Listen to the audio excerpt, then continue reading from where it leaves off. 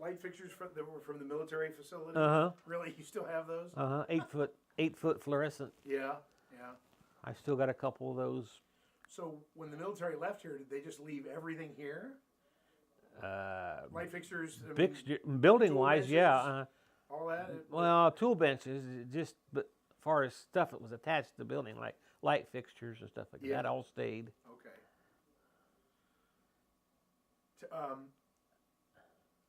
Tell me a little bit about what you remember about when the terminal and the airlines operated on this side of the airport. Well, the terminal was at the corner of the two taxiways that had 90 degrees right there. I forget what the Charlie and November. I'm not sure what they are, but it was right there on the corner, and the airline gates come out then along the taxiway toward the end of runway, what is now 24 left. Mm-hmm. It was just regular. Back then, it was just 24. They didn't have a parallel. Right. So, and the gates were out, just come out along. You'd walk around, and you could park right up next to the fence, and I remember that. Yeah. I remember that too.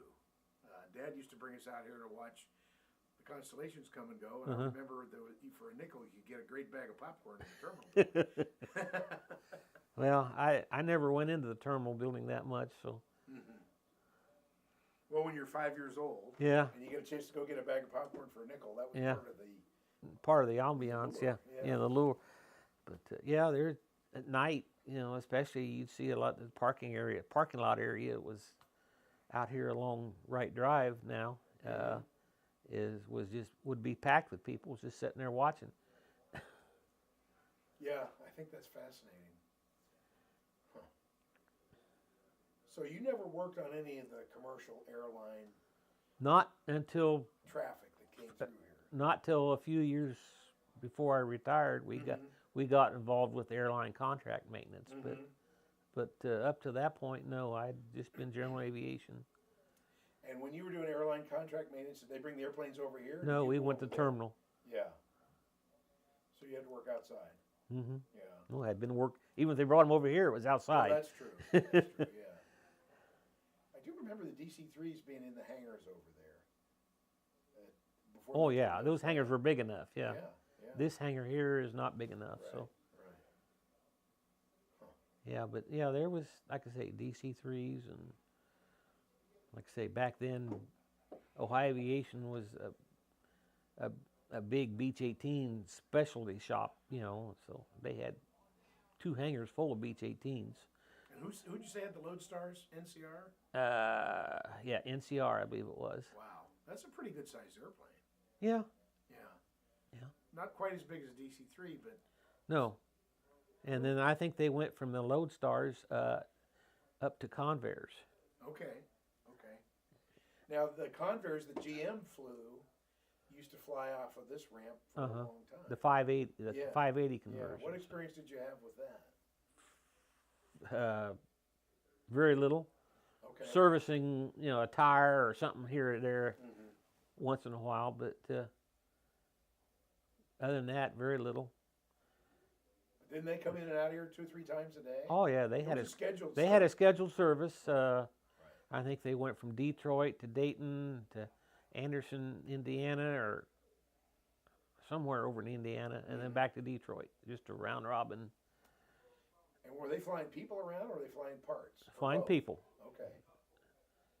Yeah, their Convairs was strictly their own little airline. So. Right. And they ended up in Detroit every night, and they always generated from up there. Mm-hmm. Right. So there was a flight. There was a once in a while exception, but there might be one overnight here. But most of the time they originated out of Detroit or Ypsilanti, where it was they was based out of. I think they were in Detroit City Airport actually, where I think they were out of. Yeah. But.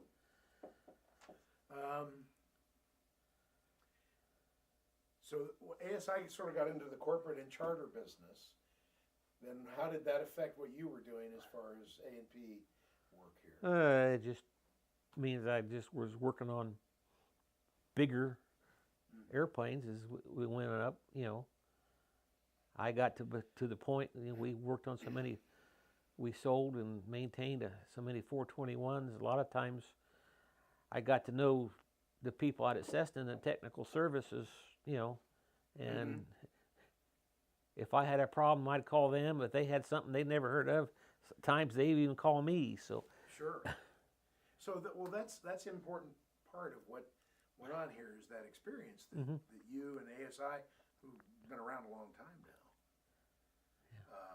How about the transition to working on jet engines from piston engines? Well, I took a 2-month course at Spartan on jet engines, so it was just a matter of getting familiar with the particular engine and getting going to school to whatever. But so mechanically mechanical issues are mechanical. Yeah, that's right. It's just learning the systems.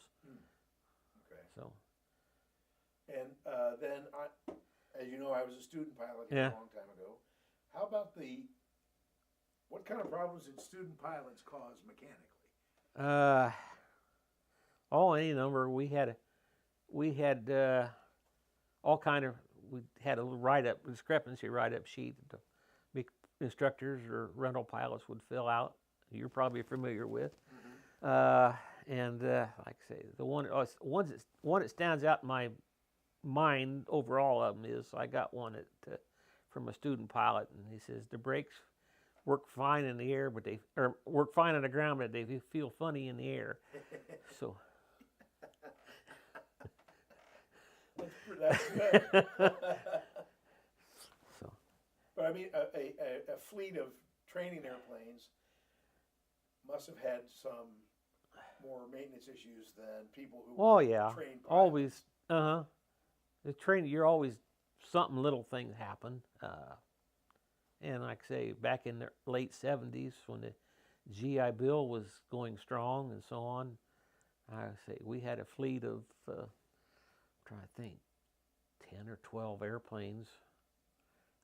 And I think our peak month was right at 2,000 hours for the month. So that's a lot of flying. So it tells you how busy aviation was here at the time. Sure. Was there ever an incident where you had to go somewhere and rescue a plane? All numerous times, yeah. Oh, talk about that a little bit. Well, it's just like, we got into the charter business, and we'd get an airplane break down on the road, and depending on where it was, no maintenance available, we'd have to ferry somebody out there, mechanic-wise, to fix it or do whatever. Was that the preferred solution than having it fixed elsewhere? Depending on what it was, yeah. Like I say, one time we had a Cessna 404 that had an engine seize in flight, and he put it on a little old golf course runway out in Arkansas, and didn't have any choice. That's the only place he could put it down. And of course, that needed a complete engine change, and we was not far from Tulsa, so we had a company out there that come over and they overhauled engines. They brought an engine over and then swapped it and flew it out back up to Tulsa. Then we went and picked it up from Tulsa. So, but that's pretty. And the engine was seized so tight I could do pull-ups on the propeller. So. Really? Wow. If you could talk a little bit about how the expansion of this airport has, what do you see it's meant for aviation in this part of Ohio?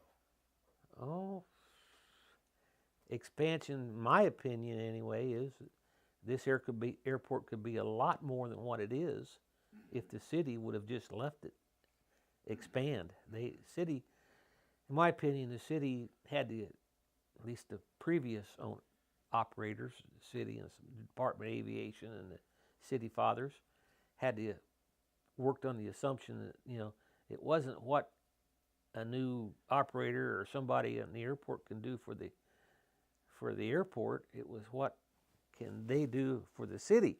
Mm-hmm. How much money is the city going to make? Not how much money is Exactly. And there was like the Cessna pilot or citation service center that's now in Toledo. Mm-hmm. They had picked Dayton originally. Oh, I wasn't aware of that. And they basically turned them down. So there's a lot of people that's wanted to build and whatever here on the airport, and